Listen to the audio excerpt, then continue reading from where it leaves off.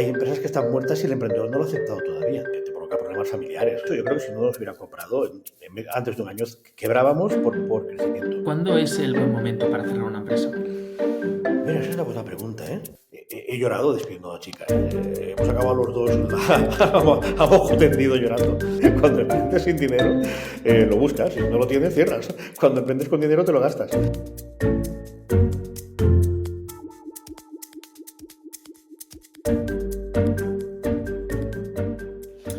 Buenos días, Kino. Bienvenidos, bienvenidas al podcast de Behind the Founders Door. Muchas gracias por estar aquí, Kino. Hola, Albert. Buenos días también. Y gracias por tenerme aquí. Qué maravilla. Bueno, para mí lo primero que me encantaría que nos explicaras es que si Kino estuviera viajando ahora, se fuera a Bali, ¿no? Estuvieras de viaje tranquilamente, estuvieras de vacaciones y te apeteciera comprarte un coco y te compras un coco y la persona que tienes delante le das conversación, estás hablando y te dice, oye, ¿y tú quién eres? ¿Tú qué le explicarías a esta persona? Wow. Claro, todos hemos tenido varias vidas y varias reencarnaciones. Yo utilizo muy a menudo la palabra reencarnación para decir cosas que he hecho previamente, ¿no? Me encanta. Ostras, yo soy un tipo de cierta edad que ha hecho bastantes cosas muy divertidas y que, digamos, toda la vida ha luchado por pasárselo bien haciendo cosas. ¿Y lo has conseguido? Bastante, ¿no? Porque si te dijera que no tengo malos momentos o que no hay cosas que me faltan, te engañaría, lógicamente, ¿no? Pero en general, cuando miro para atrás, pienso, ostras, es que me lo he pasado bien, me lo sigo pasando bien, ¿no? Hay cosas que me gustaría que fueran distintas, sin duda. Hay cosas que me permitirían pasármelo mejor, sin duda. ¿Vale? Pero en general, estoy razonablemente contento. ¿Tienes algún tipo de límite o algún tipo de ritual, alguna cosa que te hace estar en ese camino del disfrute al que tú le das esa importancia? La verdad es que no, soy un tipo bastante anárquico. Es uno de mis puntos flojos, ¿no? Porque a veces la gente más metódica llega más lejos en la vida. Y yo soy bastante anárquico y tengo muy pocas metodologías o muy pocas cosas que yo haga siempre igual. Soy de esas personas que cada mañana cuando se levanta tiene que mirar la agenda para ver lo que tiene que hacer y que rara vez hace lo mismo para empezar el día. En serio. Bien. Entonces, lo que quieres decir con esto es que escuchas lo que te apetece o tu intuición o lo que tú sientes cuando te refieres a esta parte de la diversión. Mira, eso es lo que me gustaría. En general, la vida te va llevando. En general, hago lo que tengo que hacer cada día, que no sé muy bien cómo ha llegado a mi agenda o ha llegado a mi vida. ¿Vale? Y cada día, ¿sabes? Hay una cosa, no sé si tú has hecho rafting alguna vez. Cuando haces rafting, Lo de las... ir en una lancha en un Sí, sí, río lo he hecho. revuelto, ¿no? ¿Vale? Te dicen que hay que remar para ser tú el que dirijas la barca y no la corriente. Y yo solo te da la sensación contraria cada día de mi vida, que es la barca la que me lleva de un lado para otro y no soy yo el que decide lo que voy a hacer. En el fondo debo haber sido Por yo, eso decías pero... lo de luchar. Por eso decías lo de luchar para divertirte. Exacto. La parte de la lucha. Sí, sí, exactamente. Estás ahí remando para divertirte. Sí, y no lo suelo conseguir, suelo conseguir pasármelo bien, pero que cada día acabas el día y dices, no sé muy bien por qué he hecho todo lo que he hecho hoy, ¿no? O sea, y cuando empiezo, tampoco sé muy bien lo que voy a hacer y por qué. Estoy exagerando, obviamente, pero que hay gente muy metódica que se organiza, estos gurús del mundo empresario que te dicen, yo cada día decido qué 3 cosas son las más importantes y tal. Y, mira, yo cada día me encuentro con la vida, ¿vale? ¿Qué porcentaje dirías que eres capaz de extraer de disfrute a día de hoy? Sobre el 100%. Creo que bastante, ¿eh? Creo que bastante. Y luego tengo suerte de ser lo que en psicología llaman un carácter primario. Los primarios, en teoría, es algo negativo ser primario. El primario, digamos, ¿sabes la típica historia del niño que le ofrecen un caramelo ahora o 2 por la tarde, ¿no? Dentro de unas horas, ¿no? Entonces, el niño inteligente que triunfará en la vida es el que sabe esperarse a la tarde o dentro de un par de horas a que le den 2 caramelos, ¿no? Y el primario es lo contrario, coge el caramelo y dice, luego ya veremos, ¿no? Vuelvo a exagerar un poquitín para reírnos un poco, pero sí que creo que funcionando así por la vida, pues hay veces que consigues o no consigues ser feliz, ¿no? Pero de ese es mi carácter. Entonces, como soy primario, me olvido fácil de lo que no tengo, de lo que no he hecho, o de los buenos propósitos que nunca he cumplido. Y hablando de este carácter primario que comentas, ¿qué cosas buenas? Vamos a empezar por las buenas. ¿Qué cosas buenas te ha traído en la vida? El ser primario. Yo creo que es más fácil ser feliz siendo primario. Honestamente, ¿eh? Porque como además la mente es muy inteligente, ¿no? Para eso es la mente, es más fácil olvidarse de lo negativo. A que a veces te olvidas de lo positivo también, ¿eh? Pero es más fácil ignorarlo y centrarte en lo que estás haciendo ahora. El problema, claro, cuando lo que estás haciendo ahora precisamente es lo que no te gusta, lo que no te hace feliz, pues también lo sufres más, ¿no? Eh, Bien, oye, ¿se te ocurre alguna imagen concreta de que digas, pues mira, menos mal que en este caso concreto no me esperé y lo hice al momento, que era lo que me apetecía, porque si hubiera esperado, hubiera pasado X cosa y ya no tal. ¿Hay alguna imagen concreta? No, de entrada tal vez no. Em, es que la toma de decisiones rápida siempre es, te voy a decir, siempre es buena. Te hace guiarte por la intuición. Entonces yo he metido la pata muchas veces por tomar decisiones rápidas y otras veces he acertado. Entonces no creo que sea una ventaja, ¿eh? Sencillamente hay veces que por decidir deprisa he acertado y veces que no. Y tengo, y de hecho, cuando desgraciadamente me acuerdo de algo, tenía olvidado de algo que he hecho mal, me duele por dentro decir, ostras, si aquello lo hubieras pensado un poquito más, ¿vale? Digo, la suerte es que me acuerdo poco. Cuando me acuerdo sufro, ¿eh? Como todo el mundo. ¿Por qué no pensaste un poquitín antes de decidir? ¿No? Ahora que has dicho lo de las decisiones rápidas, ¿es lo mismo ser impulsivo que tener intuición? Porque me da la sensación de que has dicho, no, la parte de la intuición la has metido por ahí y Sí. aprovecho y la tocamos también. Entonces, ¿decisiones rápidas es porque siempre sigues la intuición o porque a veces había impulsividad o cómo coexiste esto? No me lo había planteado. A ver, creo que todos somos intuitivos. La diferencia es cuando acertamos y cuando no. Quiero decir, se suele llamar intuitivo al que ya percibe de algún modo la decisión correcta o lo bueno, ¿no? Eh, claro, no tiene que ver con ser impulsivo y probablemente yo soy más impulsivo que intuitivo, ¿vale? Porque demasiadas veces me he equivocado. Mi impulso no me ha llevado a la decisión adecuada, ¿no? Entonces, no es lo mismo, ¿no? Y es cierto, no es lo mismo ser impulsivo que intuitivo. Antes hablabas, ¿no? de esta parte de mentalidad primaria, ¿no? De psicología primaria. Eh, ¿Recuerdas momentos donde en lugar de que han sido positivas hayan sido negativas? Esta parte más de impulso de decisión. ¿Hay algún top 3 que puedas decir, pues mira, en este caso Sí, me pasó esto por tal? sí. Por ejemplo, yo hace unos años vendí mi casa, ¿no? Porque estaba pasando un momento económicamente complicado y la verdad es que el tema estaba en vías de resolución, pero tomé una decisión impulsiva cuando tuve una buena oferta y vendí la casa. Y más tarde me arrepentí, ¿no? Las cosas como son, ¿no? Porque no la vendí en el momento adecuado. Por ejemplo, una decisión, y esta es puramente económica, ¿eh? O sea, tomé el impulso, dije, mira, tengo una buena oferta ahora, no me lo pienso más y la vendo, ¿no? Y unos meses después veías claro que fue una decisión incorrecta. A cambio, tomé una decisión así también cuando decidí dejar Apple para montar mi empresa, ¿no? También la tomé de un día para otro y esa fue súper correcta. O cuando dejé la empresa anterior para entrar en Apple. Quiero decir que eh, a mí me suele dar pereza pensar demasiado. Por eso digo que soy impulsivo. Y si hay que pensar mucho para tomar una decisión, oye, mira, tiro para adelante. Háblanos un poco de Apple. ¿Cómo fue tu experiencia en Apple? ¿Qué viviste ahí?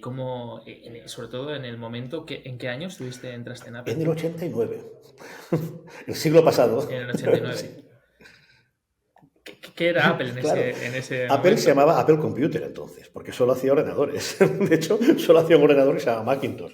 No Mac, Macintosh. A ver, claro, mi relación con Apple empieza mucho antes. Cuando estudiando ingeniería descubro la informática y no sé cómo consigo liar a mi padre para que comprara un ordenador. Un Apple II, que se llamaba. Que era el primer Apple con pantalla de fósforo verde, teclado, el ratón ni existía y se programaba en BASIC. Y disqueteras de 5 y cuarto. Los llamaban floppies porque eran flexibles. Estoy hablando de la prehistoria. ¿Vale? Y entonces yo aprendí a programar con ese ordenador que costó un dineral. O sea, yo nunca entendí ahora, mi padre falleció hace tiempo ya, pero le volvería a preguntar, oye, ¿por qué lo compraste con el dinero que valía ese ordenador? ¿Cómo te pude liar? ¿No? Y aprendí a programar con un Apple. Entonces, para mí, era Apple. Entonces, estando yo trabajando en otra empresa, vi un anuncio, yo era jovencillo entonces, 26, 27 años, un anuncio de que Apple Apple estaba instalando en España y buscaban director de informática. Yo era informático, trabajaba en un banco entonces, ¿no? De responsable de sistemas, y escribí. Evidentemente no me cogieron, ni tenía la experiencia, ni hablaba bien inglés, ni nada, y cogieron a otro tipo. Entonces, este tipo, un año después, en un curso de windsurf, pero así, me encuentro un tío con una gorra de Apple, camiseta de Apple, un BMW aparcado con un logotipo de Apple, y me siento con él a la hora de la comida, y era el director de informática de Apple. El tío me había quitado el puesto, ¿vale? Evidentemente nos echamos unas risas, nos reímos mucho, y a los 2 meses me llamó para decirme que él se pasaba a marketing y que el puesto estaba libre, que si lo quería yo. Así, ese fue el recruitment que me hicieron en Apple. Wow. Un punto. Claro, dije que sí, instantáneamente, por eso tengo el impulso, teniendo en cuenta que yo entonces estaba ganando un dinero inmoral para tener 28 años, tenía un equipo de 10 personas y en Apple me ofrecían un 30% menos sin equipo. Pero era Apple. ¿Vale? No le di más vueltas. No le di más vueltas, nunca me arrepentí de este. ¿No? Y ese fue mi camino de entrada en Apple.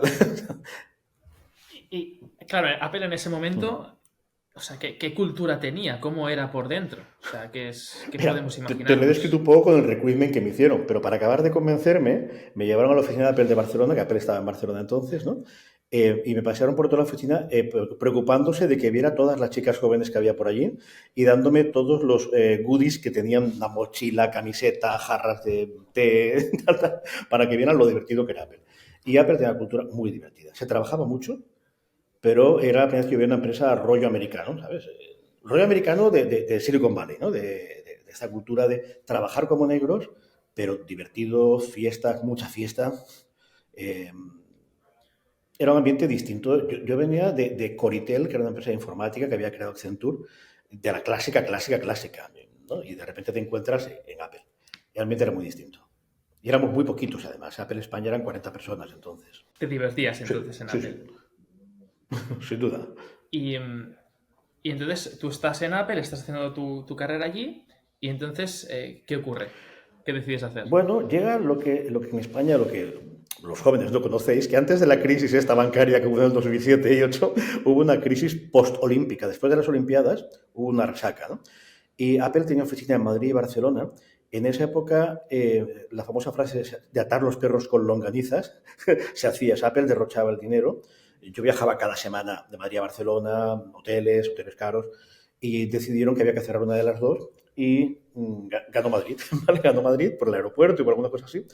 Y a los que estábamos en Barcelona nos propusieron o bien nos daba un despido a la americana espectacular o bien nos íbamos a Madrid, ¿no?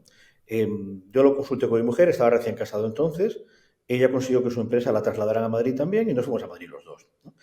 ¿Qué pasó? Al cabo de un año, primero, mi mujer no estaba bien en la empresa y segundo pasó algo bueno, que se quedó embarazada y se giró y me dijo, mi hija no va a nacer en Madrid. Pidió el traslado de vuelta a su empresa, ¿vale? No, ella estaba mal, no tenía una estructura de soporte en Madrid y no se veía teniendo una hija en Madrid sin que estuviera su madre, su suegra, su hermano, ¿no? Y me dijo, yo me voy volviendo. Tú sí eso ya cuando puedas, la niña nace en julio, ya vendrás, ¿no? Ella se fue en febrero, me dejó colgado en Madrid. Yo afortunadamente había negociado muy bien con la gente de Apple, majísimos, ¿no?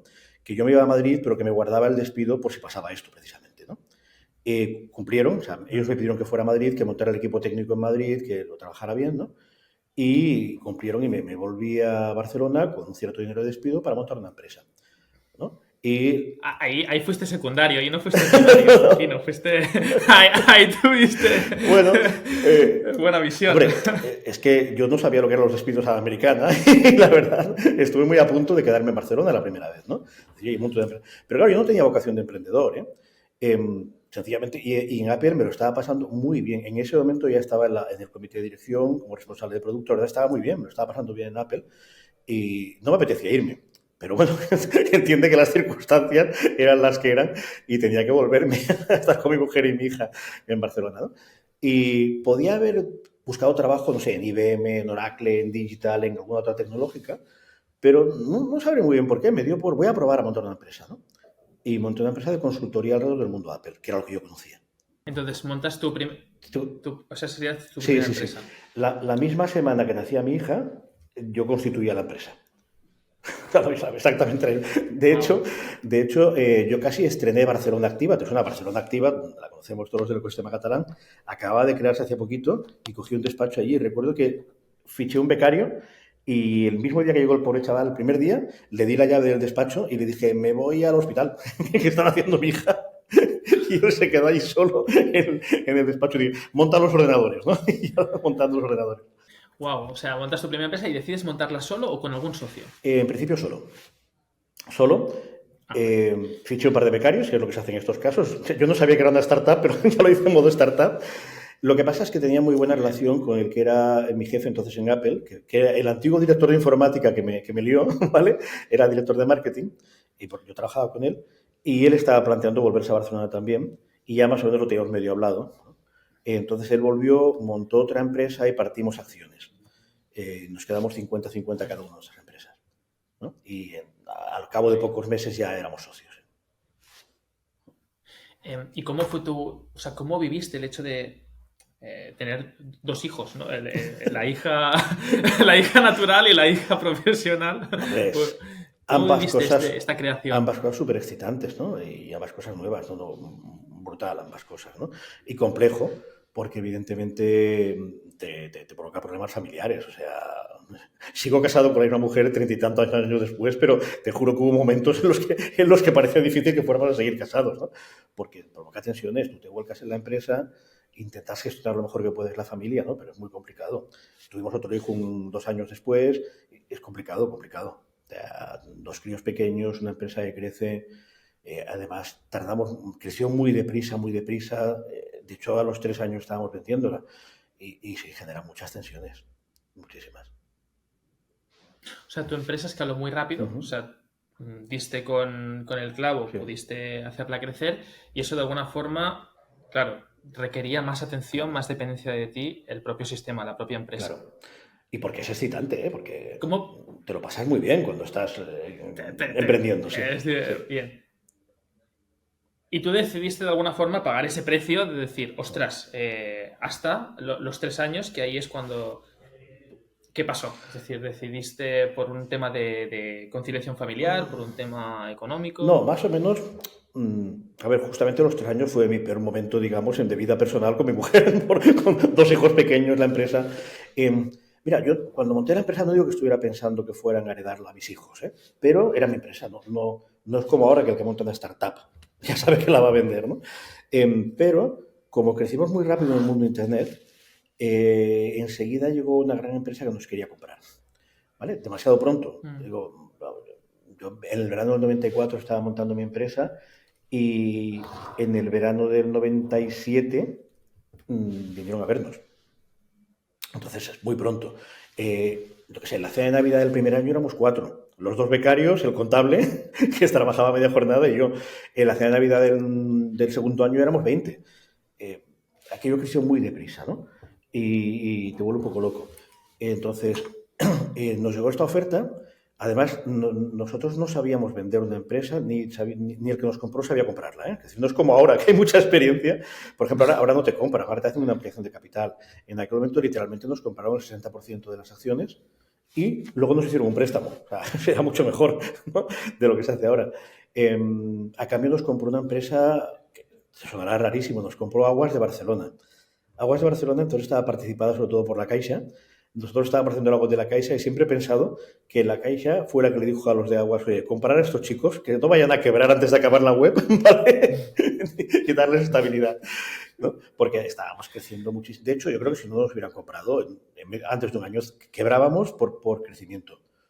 Porque, sí, Volviendo a esos 3 años, sí. que creo que esto puede ser súper relevante o Mm, interesante para las personas que estén viendo algo similar, ¿no? Con su pareja, con su mujer, mm. y más teniendo a lo mejor un momento de hijos. ¿Qué habrías hecho diferente o qué cosas crees que tú fallaste dentro de esos 3 años? Mira, gestionarlo mejor, ¿sabes? No digo dedicar más tiempo a la familia, sino gestionarlo mejor y saber diferenciar. Que para mí era casi imposible estar con la familia y olvidarme del trabajo. Nos íbamos de vacaciones y ya en el 95 me compré un móvil, cuando acaban de salir los GSM, ¿no? Y estaba de vacaciones, recuerdo que íbamos a la Cerdaña y cogía la bicicleta y me iba al único punto donde había cobertura de que veíamos Puigcerdá, ¿no? Porque había una antena en Puigcerdá. No tenía que hacer eso. Quiero decir, creo que podía dedicar más horas al trabajo y separar mejor la vida personal. Me provocó tensiones con mi mujer, como te puedes imaginar, ¿no? Entonces creo que no era tan difícil separarlo mejor. O sea, no digo dedicar menos horas a la familia, o más a la familia y menos al trabajo, sino estanqueizar ambas cosas mucho mejor. ¿Cuánto tiempo sientes que dedicabas a la familia? Ostras, no lo sé.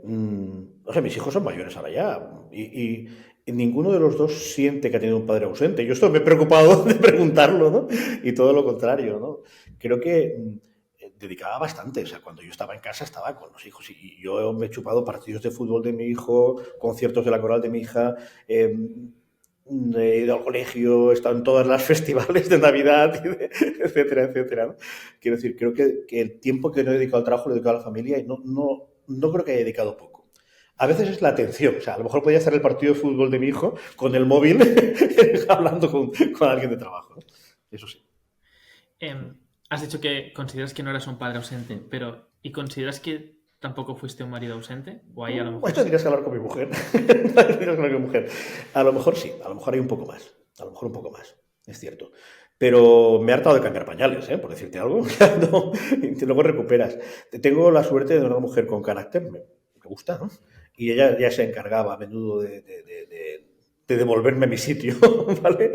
Y de evitar que fuera un marido ausente. Pero sí, probablemente no he sido un absoluto padre ausente, a lo mejor en algún momento sí he sido marido ausente. Pero mira, también te diré que gracias a eso llevo 30 y tantos años casado, ¿eh? Mira otro punto de vista.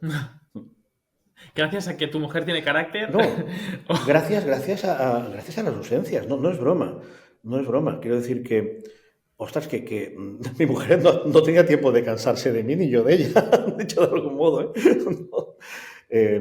Y todavía teníamos cosas que contarnos cuando nos veíamos. Entonces, y seguimos ahora 34 Antes has años dicho después. que quizá no era una cuestión de tiempo, sino de saber diferenciar. ¿A qué te refieres exactamente a saber diferenciar? Bueno, a de verdad dejar el trabajo en el trabajo. O sea, simbólicamente dejar la americana en la silla de la oficina y no llevarme a la casa, ¿no? En la época que se llamaba americana. ¿Y cómo crees que eso se puede hacer? Después de haber vivido la experiencia tú en tu propia carne, ¿no? Es decir, ¿cómo le dices al emprendedor a día de hoy que cuando se va de luna de miel tiene que estar trabajando incluso, ¿no? O Es que te diré otra cosa. cerrando una ronda, por ejemplo. Es que no puedes hacerlo. Es que el emprendedor no puede hacerlo. Es que no puede hacerlo. Punto. ¿Vale? Es muy difícil y exige, o sea, tiene que esforzarse en hacerlo lo más posible. 100% creo que no puedes emprender y dejar la americana en el trabajo siempre a las 6 de la tarde. ¿Vale? Eh, Hay que hacerlo lo más que puedas. Lo que yo me acuso a mí mismo es de que podría haberlo hecho más. ¿Vale? Pero, a ver, ahora mismo, yo te estoy hablando de hace 30 años, pero ahora mismo, si te vas a... Tú y yo nos hemos visto en Zaragoza, en el Zaragoza Expo, ¿no? O en el Startup Olé. Oye, pues estás allí y son 3 días que has de estar allí, ¿vale? Con otros emprendedores, con inversores, etcétera, ¿no? Y si estás cerrando una ronda, es normal que por la noche estés con el Excel en casa haciendo números, ¿vale? Y contestando mails de inversores y arreglando el deck porque mañana has de ver otro inversor, ¿no? No es fácil. Lo único que digo es, has de esforzarte en hacerlo lo más que puedas, que hay veces que lo hacemos gratis. Hay veces que no hacía falta estar con ese Excel por la noche. Claro, llega un momento en el que te enrolas y vas tanto con el piloto automático del trabajo que entonces ya luego no diferencias dónde puedes respetar o poner límites para proteger la vida personal o ya se difumina todo. Ya Exacto. vas con el rol. A eso me refiero, eh, justamente, ¿no? A tener la claridad mental para decir, ahora no hace falta.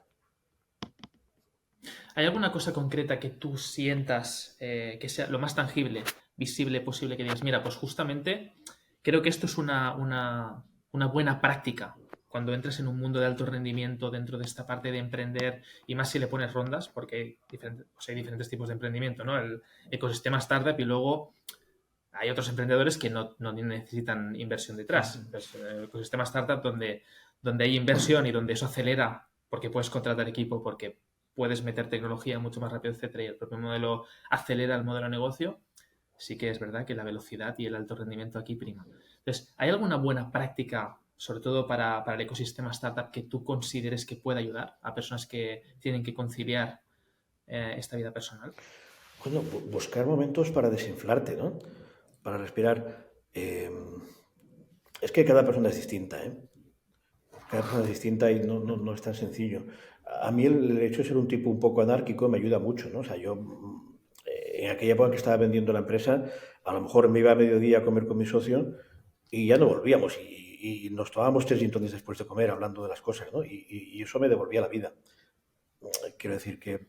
Y cada cual es como esa gente que es más metódica y no podría hacerlo así, pero en cambio se quiere ir cada día a las 7, ir al gimnasio, etcétera, etcétera, ¿no? Pero tienes que encontrar los momentos donde puedas desintoxicarte y desinflarte. Bien. Me comentabas que tú has tenido experiencia cerrando empresas. Sí. ¿Cuándo es el buen momento para cerrar una empresa? Mira, esa es una buena pregunta, ¿eh? Siempre es mucho antes de lo que lo haces, ¿vale? O sea, siempre apuramos más de lo que debemos. Entonces, como mínimo, el buen momento económico es aquel en el que aún tienes dinero para hacerlo bien. Nunca lo haremos allí. Pero hay un momento donde tú ya ves que van mal, pero como te quedan recursos, sigues. El momento racional sería ese. Cerrar una empresa vale dinero, ¿vale? Si quieres hacer las cosas bien, dejar pagados a tus proveedores, dejar pagados a tus empleados, tener el dinero para hacer la liquidación, el concurso, lo que necesites, ¿no? Eh, y siempre esperamos más, ¿vale? Y luego está lo que es el momento de saber, de aceptar que te has equivocado, que eso ya no va a ir más lejos, ¿no? No tiene por qué coincidir con el económico, ¿eh? A menudo es después, desgraciadamente, y otras veces es antes, y hay que aceptarlo también, ¿no? De que ¿Cómo lo aceptas? ¿Cómo es ese proceso de aceptación? ¿Cuáles son los pasos internos? es que es complicado, porque generalmente antes de ese momento alguien te lo ha dicho. Alguien te lo ha dicho con cariño, con suavidad, bueno, o te lo han dicho los 14 inversores que no han querido ponerte dinero, o los 25 clientes que no te han comprado. ¿Vale? Entonces, como también está muy de moda o está muy valorado la tenacidad, el no abandonar, ¿vale? Pues parece que no debas... Y es verdad, hay gente que no ha abandonado, a pesar de 25 clientes y 14 inversores que han dicho que no, y de repente le ha ido bien, ¿no? Es muy difícil saber cuándo es ese momento. Generalmente, de verdad, te lo están diciendo o directamente o indirectamente, ¿vale? Y excepcionalmente sale bien si sigues. Pero excepcionalmente, de verdad, sí. Los 14 inversores, los 25 clientes y tu mejor amigo te han dicho que eso no va, o tus mentores, no va. Más vale hacerles caso. Claro. Hay una frase que me parece bastante interesante que dice que una empresa no muere cuando se queda sin dinero, sino cuando los fundadores se rinden. Cuando los fundadores Claro. dejan de buscar pues ese capital o esas oportunidades, ¿no? Entonces, ¿cómo ves que coexiste esta frase con lo que acabas de Bueno, es decir? justo lo que te he dicho. O sea, a veces la empresa se ha quedado sin dinero y el emprendedor sigue. O sea, la empresa morirá el día que el emprendedor la cierre, el día que el emprendedor deje de trabajar en ella, ¿no? Eso es cierto. Lo que pasa es que hay empresas que están muertas y el emprendedor no lo ha aceptado todavía. Y esto cuando te dedicas a moverte por el ecosistema lo ves muy claro. Que tú ya ves que esa empresa está muerta. Eh, ¿Recuerdas en algún proceso, o sea, tú cuántas empresas has cerrado? A ver, que dependieran fundamentalmente de mí, o sea, yo he vivido varios cierres, ¿no? Que dependiera de mí la ¿Vale? decisión de cerrarlas, dos. Dos. Vale. Em, de estas dos que has vivido tú personalmente, ¿recuerdas alguna conversación? Primero vamos a empezar por tu ego, o sea, con tu propio ego, que dijeras, hostias, es que no quiero cerrarla, o cómo fue ese proceso interno. Mira, la primera de las dos empresas era una empresa de manera normal, era una consultora, hacíamos webs, ¿no?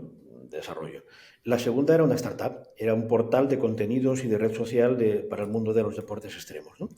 En la segunda, yo estaba tan convencido de que eso tenía que funcionar que no quería aceptarlo. Y ahí me lo estaban diciendo los clientes. No teníamos clientes. Por lo tanto, si no tienes clientes, ¿dónde vas? ¿No? O sea, una empresa ha de estar para algo en la vida, ¿no? Y si no es un hobby y te dedicas dinero, ¿no? Y sencillamente me negaba a tirar la toalla por muchísimas cosas porque no quería aceptar que mi maravillosa idea no funcionara. ¿Vale? Punto. Y además todavía estoy pensando que la idea no era mala, falló el momento, falló la metodología, falló que yo no sabía lo que era una startup entonces y como había ido bien montando empresas pensé que una startup era lo mismo y no era lo mismo, ¿no? O sea, no supe hacer un MVP y luego empezar a trabajar sobre él y desarrollarlo, sino que quise hacer un productazo has hecho el producto, se te ha acabado el dinero para hacer el go-to-market. Esas cosas que ahora le explicas a los emprendedores y que entonces lo tienes claro.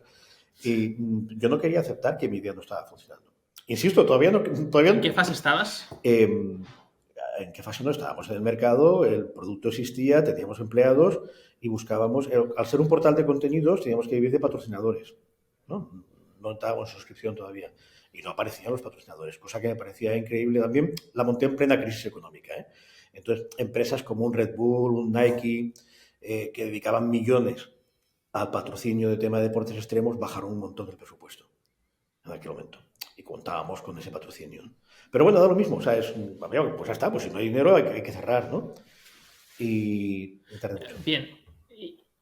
Y entonces, dentro de este propio diálogo en el que, o sea, o sea, ¿qué había en tu mente, ¿no? Es decir, ¿cómo sucedía esta conversación? En plan de, vale, me han dicho esto, pero yo luego, ¿qué es lo que me contaba? ¿Cómo te justificabas? ¿Cuáles eran las cosas que tú te decías a ti mismo? Bueno, seguía pensando que habría otros patrocinadores, que cuando mejorara el producto sería posible, que se aumentaba... Era la época que se pusieron de moda las redes sociales, ¿eh? Entonces, si yo aumentaba el número de usuarios de mi red, sería más fácil atraer patrocinadores. Y de hecho, el problema es que algo de dinero sí que estábamos ingresando. Si fuera un cero absoluto, o sea, malvivíamos, ¿no? Que es lo peor que te puede pasar. Malvivíamos. Entonces, la zona de confort ahí. Siempre esperas... Bueno, era muy poquito confort, también te lo adelanto, pero bueno, en cualquier caso, siempre esperas que aquello dé una vuelta. Y es verdad, y muchas veces ocurre. Hay momentos en que hay muchas empresas que han dado la vuelta al cabo de un par de años, ¿no? Pero lo aguantamos demasiado tiempo. Luego, compromiso con tus socios... bueno, cuesta. ¿Cómo haces el clic? ¿Cómo coges y un día te despiertas y dices, vale, me acabo de dar cuenta que sí, tenemos que cerrarla? Estaba cansado. O sea, hay un día en que no te apetece seguir. En mi caso es eso. No me apetece seguir. No, me aburro. Dicho de algún modo, eso no es lo que yo quiero hacer. Seguir luchando por esto. ¿Vale? Te puede ayudar perder el único patrocinador que te quedaba, o perder el más importante, o perder una fuente de ingresos, o que se acabe un contrato que tenías y no lo renueven, ¿no? Que a veces no es por nada especial. Por ejemplo, teníamos un contrato, me acuerdo, con Oakley, los de las gafas, y sencillamente no lo renovaron porque el product manager pasó a otra marca de gafas distinta que no estaba en ese deporte. Pues ya está, mala suerte, pero de repente pierdes un contrato de patrocinio, ¿no? Y que no lo achacas a tu producto, sino a la mala suerte. Bueno, da lo mismo. Es una señal, ¿no? ¿Había una parte en ti que no quería dar la razón a las personas que te habían dicho antes que esto no tenía sentido? Sí. No iba más allá? Había temas personales, ¿eh? También compromiso con el socio con el que lo monté entonces. Una serie de cosas que complicaban mucho la decisión, ¿no? Estaba de algún modo vinculado a mi otra empresa que yo tenía entonces, era una agencia. De algún modo había una vinculación entre ambas que me podía afectar. Siempre hay temas complejos por medio, ¿eh? Pero bueno, en este caso siempre encuentras una excusa para seguir cuando te niegas a tirar la toalla. ¿Cómo tienes esa conversación con tus socios? Bueno, ¿Cómo la abordas? si es que ya lo veía el otro socio, también lo veía claramente. Digamos que yo venía del mundo de la publicidad y de las redes sociales y demás, de Internet, y el chico el otro venía del mundo de los deportes extremos, ¿no? Era el que conocía el sector y demás, ¿no? Y entonces también lo estaba viendo, que aquello no iba a ningún sitio. Y de algún modo, además, yo tenía recursos económicos para tirar, aunque no ganáramos nada, y él no, o sea, por lo tanto, había que dejarlo. No fue difícil, la decisión no fue difícil, precisamente porque la tomamos a lo mejor 2 años tarde. Es que te quiero decir, cuando la tomas tarde ya no es difícil. Y en los 2 cierres que has vivido, ¿hay alguno que te haya impactado en tu economía personal de una forma potente? Yo metí mucho dinero aquí. Piensa que una cosa muy chunga es emprender con dinero. Cuando emprendes sin dinero, lo buscas, y si no lo tienes, cierras. Cuando emprendes con dinero, te lo gastas. ¿Vale? Es distinto. ¿Y cómo tienes esa conversación? O sea, ¿te vas a dormir con tu mujer y cómo se lo dices? Bueno, ella me ha apoyado mucho siempre en este tipo de cosas, ¿eh? No, era mi decisión, de algún modo era mi dinero, entre comillas. El dinero siempre lo compartes con tu pareja, ¿no? Pero yo había vendido una empresa, tenía dinero, yo tenía derecho a gastármelo como quisiera, ¿no? ¿No? O sea, de algún modo, estoy simplificando, el tema, pero era mi problema, aunque a ella le afectara también. Una de las ventajas de la pareja es que ella tenía un trabajo normal, normal, con su sueldo a fin de mes, ¿no? Y de algún modo ella podía saber como madre, mis hijos no se van a quedar sin comer. Ya se irá a vivir bajo un puente si quiere, pero mis hijos tendrán comida y colegio porque yo lo puedo pagar. Estoy exagerando, como siempre, simplificando. Pero fíjate, el otro cierre de una empresa normal fue más duro, no porque me impactara más económicamente o menos, sino porque tuve que despedir a 10 personas. ¿Vale? Y eso es mucho más duro. Es distinto, aunque económicamente impactara menos. Y hacer un concurso de acreedores, eso es mucho más complicado siempre. ¿Vale? ¿Cómo abordaste esta conversación con las personas que tenías que despedir? Bueno, ¿Cómo la viviste? ¿Qué es lo que les en dijiste? general, bien, porque siempre fui transparente con ellos, ¿no? Ellos sabían lo que estábamos facturando, lo que no. Pillamos la crisis.com famosa. De hecho, la montamos en prendacrisis.com cuando vendí la anterior. Digamos, con mi socio montamos varias empresas. Una fue una agencia de publicidad normal, otra fue una empresa de desarrollo de webs, otra se dedicó a temas de gestión de contenidos. Bueno, hicimos varias empresas. La cuestión es que esta al final me la quedé yo solo. Primero porque seguía creyendo en ella y porque pensé que remontaría antes la famosa rechazo de la burbuja, ¿no? Pero claro, cuando llevas 2 años con números rojos y con 10 personas en plantilla, pues ahí la decisión fue más fácil en este caso, porque era una empresa más normal. Y, oye, pues por lo que sea, no salimos de la crisis, no nos contratan a desarrollar webs a pesar de que somos buenos, habrá que dejarlo correr. Probablemente a mí me estaba divirtiendo menos que en otros casos y me fue más fácil. Pero los empleados lo sabían, veían lo que estábamos vendiendo, veían lo que estábamos haciendo, lo hablé con tiempo con todos ellos. No fue duro, pero no difícil en cuanto a que, bueno, lo entendieron, ahora es duro. Es duro. La transparencia en este caso hizo las cosas muy Sí, fáciles a nivel de comunicación. exactamente. Bien, tú has tenido experiencias también estando en empresas que han escalado y has visto escalarlas y de alguna forma también tienes contacto con emprendedores que han escalado empresas. Sí. ¿Qué ves en la fase de escalado? ¿Cuáles son los retos? ¿Cuáles son los fallos que tú ves cuando las empresas escalan? Con un modelo escalable al que va, a la velocidad que hablábamos antes. Fallos cuando escalan. Bueno, hay de todo tipo. A ver, es que los fallos no son cuando escalas, se cometen continuamente. Digamos, cuando escalan, hay un tema de uso del dinero. Generalmente la escalada se produce después de una ronda o empalma con una ronda, ¿no? Y entonces, habitualmente hay una mala gestión de los recursos económicos. ¿Vale? Por ejemplo, mira, ayer estábamos con una reunión con emprendedores en el bootcamp que hemos hecho y uno de los temas que salió es, ojo, cuando has hecho una ronda y el dinero es para crecer y sin darte cuenta lo estás empleando en subvencionar tu producto. Quiero decir, una cosa es que hago campañas para que la gente me conozca y otra es que hago campañas, estoy pagando un coste de adquisición que cuando lo resto a mis beneficios me sale negativo. O sea, produzco por 10, vendo por 15, hombre, gano 5. Pero si el coste de adquisición son 8, pierdo 3. ¿Vale? Lo puedo justificar un tiempo porque lo que estoy haciendo es promocionarme. Pero hay que saber diferenciar cuando me promociono para crecer o cuando ya estoy palmando pasta. O sea, si dejo de invertir eso en captación, no vendo. Entonces, a veces estoy creciendo porque invierto en captación muchísimo y en realidad lo que hago es subvencionar el producto. ¿Vale? Ese es uno de los problemas que he visto cuando hay un crecimiento, sobre todo de los productos que requieren mucha inversión en publicidad. ¿Vale?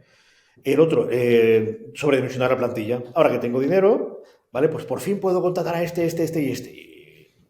Y no. ¿No? Porque, como además el plan que le has vendido a tu inversor hay un tiempo de números rojos, pues no pasa nada, ¿no? He duplicado la plantilla, estoy palmando pasta, pero porque ya tocaba.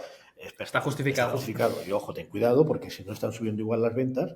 Y esto lo he visto recientemente en un par de rondas de startups muy cercanas, que luego han tenido que pivotar rápidamente porque no se daban cuenta de que estaban perdiendo dinero. Estaban tirando el dinero de la ronda. ¿Cómo ubicas el rol de liderazgo dentro de la fase de escalado? ¿Dónde ves la importancia? ¿Dónde ves cómo se gestiona el liderazgo en la fase de escalado? Bueno, la fase de escalado habitualmente exige mucho al equipo, ¿no? Porque el escalado te exige trabajar más, ¿no? Te vendes más, has de dar más soporte, has de producir, has de hacer lo que tengas que hacer, ¿no? Y el equipo se tensiona, ¿vale? Aunque lo hagas crecer. Incluso aunque lo hagas crecer, el equipo es nuevo, por lo tanto los antiguos tienen que ayudar al nuevo. Entonces es muy importante que el líder vigile el estrés del equipo. Porque además, en los CEOs, los fundadores de la empresa, la adrenalina ya los mantiene vivos. Y has de pensar que no todo tu equipo tiene esa adrenalina, que no todo tu equipo vive el escalado como lo estás viviendo tú. Es importantísimo. ¿Vale? Hay gente que sí, yo soy de ellos, ¿no? Que llevamos la adrenalina en vena y a mí me da lo mismo si la empresa es mía o no. Yo me lo pasaba pipa en Apple, que era del señor Steve Jobs, ¿no? Y me lo puedo pasar pipa en Ático o en Ático Lab, donde soy socio, ¿no? O en las que yo creé.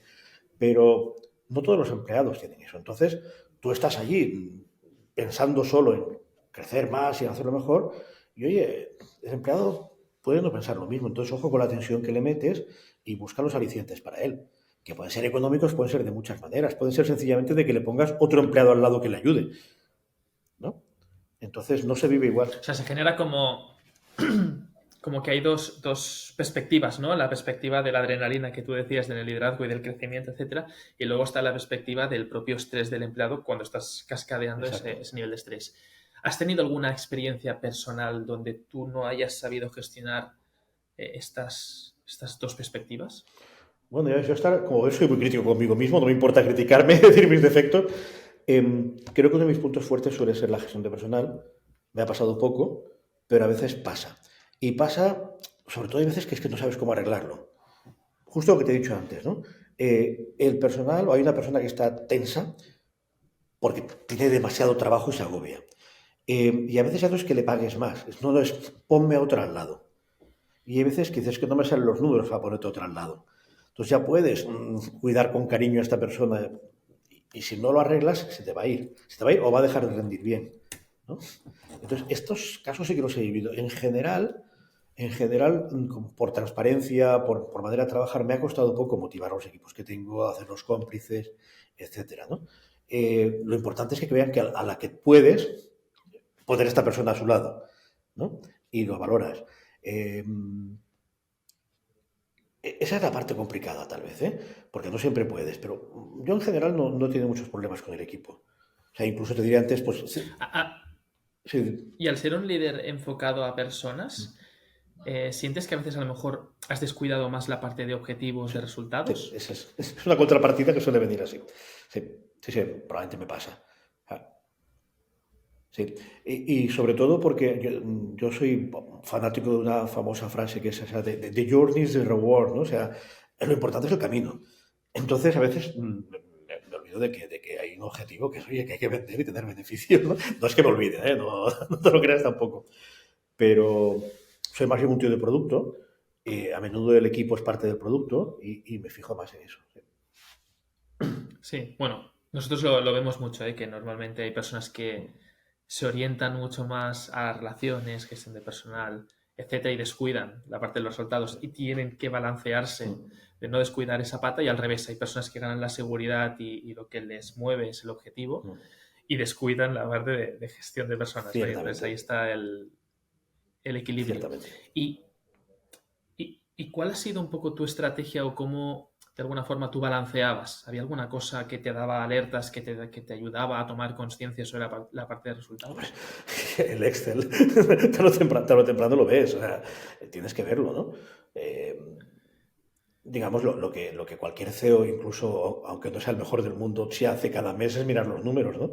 Entonces lo ves y hace tomar decisiones. Que la decisión puede ser, por ejemplo, ya está, no pasa nada porque estaba previsto, ¿vale? O porque puedo cubrirlo, o la decisión es, tengo que meter caña. Por ejemplo, claro, en este momento Aticolab, ¿no? Aticolab es un tipo de empresa muy especial donde invertimos recursos para ayudar a emprendedores que nos dan equity. Objetivamente, nuestros números son siempre negativos, ¿vale? Entonces, ¿qué estoy haciendo como CEO? Intento hacer programas externos que compensen la cuenta de explotación.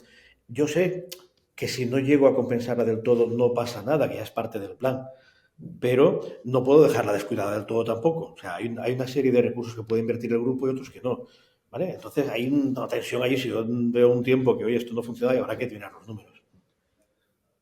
Y siendo una persona, o un líder, mejor dicho, o más orientado a personas, em, ¿tenías la capacidad de dar feedbacks honestos cuando tocaban o de despedir cuando tocaba? ¿O eso era algo que más bien te ha costado y no sé si a día de hoy también te sigue costando? Cero. A mí dar, de hecho, hay veces que a lo mejor no debería ser tan honesto. No me cuesta nada dar un fiel con esto, para bien y para mal. Eh, Creo que es mi obligación, pero es que además me gusta hacerlo. Creo que la persona que esté conmigo trabajando tiene que saber en todo momento lo que pienso, lo que espero y lo que me va o lo que no me va. Y hay que ser muy rápido despidiendo. No, no. No, nunca me ha costado despedir. Me ha dolido, pero la decisión nunca me ha costado. Me ha dolido, vamos, sobre todo, si tu estilo de liderazgo se basa mucho en la comunicación con tu equipo, en el team, pues joder, despedir a alguien duele. Yo en la agencia de publicidad que dirigí al principio he llorado despidiendo a una chica. Hemos acabado los dos a mojo tendido llorando. Duele. Pero igualmente lo ejecutas. Para aquellos perfiles que también se identifican con personas y también les cuesta, o sea, realmente les cuesta acabar de dar este paso, ¿con qué conectas tú? ¿Qué es lo que de alguna forma a ti siendo de personas te ayuda y te permite poder ejecutar, llegar hasta el final? Y no dar más oportunidades y confiar en la persona Bueno, espera. y... Primero, mm, las das, claro que las das. O sea, debe que ser rápido despidiendo, pero probablemente has dado oportunidades y has confiado siempre un poquito. No hay que ser tan rápido, ¿vale? Y muchas veces me ha salido bien dar esas oportunidades, ¿no? Al final hay una decisión racional. Y lo que me convence es que la decisión racional, una vez tomada, se ejecuta. O sea, es decisión tomada, hay que ejecutarla. Y no hay más vueltas que darle, ¿vale? ¿Y qué te ayuda a llegar a esa decisión racional? Los números, habitualmente, bueno, espera, los números no, la eficiencia de esa persona. O sea, te ayuda a menudo, si tienes socios o seniors con los que peloteas la decisión, la peloteas. Pero, a ver, cualquier CEO a veces peca más de, de, de permisividad que de exceso. Generalmente cuando decides despedir a alguien es que está muy claro. Al final, en cualquier plantilla grande de 50, 60 personas, siempre hay algunos casos que estarían en esa frontera, pero no despides. Cuando decides despedir es que está claro. Y hay que ser muy rápido. Bien. Em, y ya empezando ya a darle cierre al episodio, Kino, ¿cuáles dirías que han sido los puntos de inflexión más importantes en tu carrera como líder? Lo que te ha moldeado a ti como líder en tu carrera. ¿Y por qué? Me ha venido las respuestas rápidas. Yo soy de la generación que hizo la mili, ¿vale? Hice la mili de alférez. Sabes que los universitarios podían hacer un tipo especial de mili oficial. Hombre, cuando a mis 23 añitos me encontré dirigiendo una compañía de 100 y pico personas y diciéndoles lo que tenían que hacer, me juro que fue un primer punto interesante, ¿vale? Aunque te parezca curioso, ¿no? Fue divertido porque fue donde empecé a aprender a ver cómo mandas a alguien sin imponerte, porque es fácil imponerte en el ejército cuando llevas aquí unas cosas, las estrellas y tú eres el jefe, ¿no? Pero te das cuenta de que es mucho mejor cuando no hace falta, ¿no? Entonces, en serio que mi primera escuela fue el ejército, la de aprender a dirigir con estrella. Y después te diré que como... Wow, solo una cosa, Sí, un paréntesis aquí, antes de pasar sí. a la siguiente. O sea, ¿y qué te creíste tú en ese momento? Porque con 23 años dirigir a 100 personas, no sé tu ego cómo debía estar de Bueno, ancho, piensa que lo de... primero es que era un soldadito como ellos, ya un puto crío como ellos. O sea, entonces de repente dicen, no, tú llevas una estrellita aquí, tú ahora les dices que hagan esto o lo otro, ¿no? Y entonces primero te das cuenta de la autoridad que te da a veces, de cómo el poder te inviste. Que lo hemos visto en los políticos, un político de inútil que de repente lo nombra presidente del gobierno y no diré nombres, de repente aparece alguien, porque ya está investido de la autoridad de ser presidente del gobierno. Entonces, eso, para mí fue interesante decir, oye, si eres jefe, eres jefe. Pero durante unos meses, viendo a los sargentos chusqueros, vi que mandaban de otra manera, vi que ellos se hacían con el soldadito, o sea, los buenos, ¿no? Intenté aprender, te lo juro, intenté aprender del sargento chusquero que le llaman, de aquel militar viejo que con una mirada el soldado se caga y lo obedece. Te lo digo en serio, ¿eh? Intenté aprender de eso, porque creo que es la manera de mandar. O sea, primero mandé porque me han puesto una estrella y tú vas a hacer lo que yo te diga porque yo soy el jefe, y luego aprendes a decir, no, vas a hacerlo porque me vas a mirar y me vas a obedecer, no sé por qué, a ver cómo lo conseguimos que me obedezcas, no sé por qué, ¿no? Y luego ya, cuando monté mi propia empresa, ya aprendes a inspirar a la gente, o sea, es la manera. O sea, para mí un punto de inflexión fue, como te digo, la mili, y el segundo es el día que yo monto una empresa y contrato a 2 becarios, y esos 2 becarios me miran y me dicen qué tengo que hacer, ¿no? Y a ver cómo lo haces de una manera que se involucren, que piensen que, ostras, yo tengo, como orgullo te diré que de mis primeros becarios, con uno de ellos, becarios, seguí trabajando más de 10 años, dirigí una de mis empresas y ahora mismo tiene un puestazo en una multinacional y cada vez que vive en Berlín y cada vez que viene a Barcelona comemos. Eso es, para mí me llena, como diría aquel, de orgullo y satisfacción, ¿no? Es decir, se debe a cómo trabajamos al principio, ¿no? Y esta parte de inspiración que tú hablas, o sea, ¿cuál es la diferencia, ¿no? Es decir, ¿de qué está construida la inspiración? ¿Cómo generas inspiración en los demás? Ostras, con transparencia, con honestidad, sonará romántico, una mirada limpia, no sé cómo decirte, ¿eh? Y de eso aprendí mucho en Apple también. En Apple la estructura era totalmente plana. Tú al presidente de Apple España le podías discutir en una reunión. ¿Vale? Yo venía de la estructura totalmente jerárquica de la consultora y de repente estar en una reunión donde alguien de mi nivel, un tío normalito, un product manager, le decía al presidente, no estoy de acuerdo, yo en lugar de A, haría B, ahí me alucinó y lo aprendí.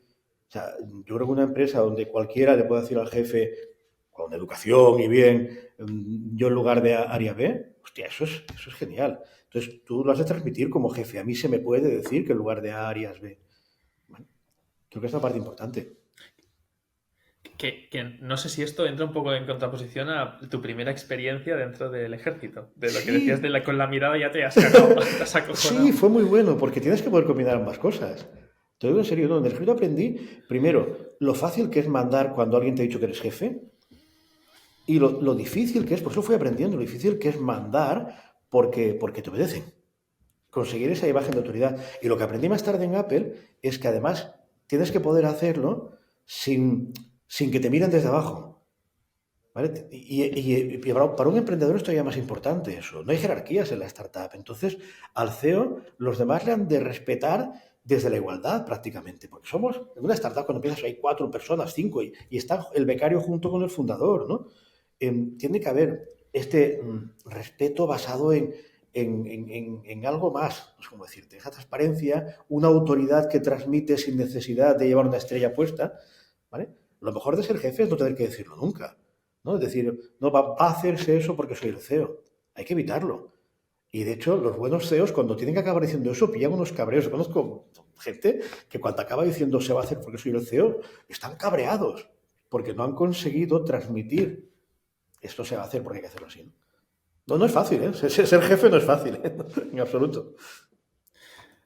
Pues Kino, ya para terminar, última pregunta. Empresa de 50 personas, entre 50 y 100. ¿Cuál es el tip que recomiendas en ese lado ya de que estamos escalando? Es decir, ¿cuál sería la advertencia, cuál sería el consejo de que ya estamos hablando de un volumen de personas a gestionar, de liderazgo, incluso de mercado, de validación ya más que evidente? ¿Qué dirías en plan de, pues ahora en esta fase, cuidadín con esto? No descuides, Me ten han en venido a la cuenta. cabeza 3 cosas. La primera, más importante, ¿eh? Si has llegado a ese punto y tienes 50 empleados, es muy importante que ya nada en la empresa dependa de ti. Cuando empiezas en la empresa, el CEO barre. El CEO barre, el CEO vende, el CEO mira los números. Es importante que llegados a esos 50 empleados, no haya ninguna cosa concreta que dependa de él. Cero. El CEO con 50 empleados a dedicarse a la estrategia, al partnership, a pensar y a dirigir, ¿no?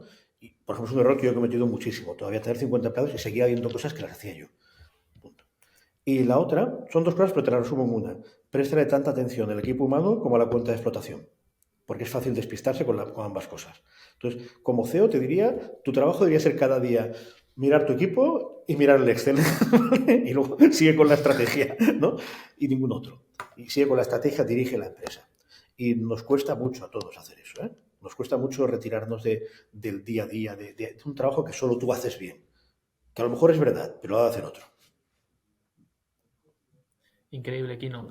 Bueno, pues muchísimas gracias por esta mañana, por este ratito, por tu apertura, por tu experiencia. Nada, ha sido un De placer. ratito nada, vaya rollo te he pegado. Estoy mirando el reloj y llevo mucho rato hablando. Muchas gracias a ti, Albert. Muchas gracias.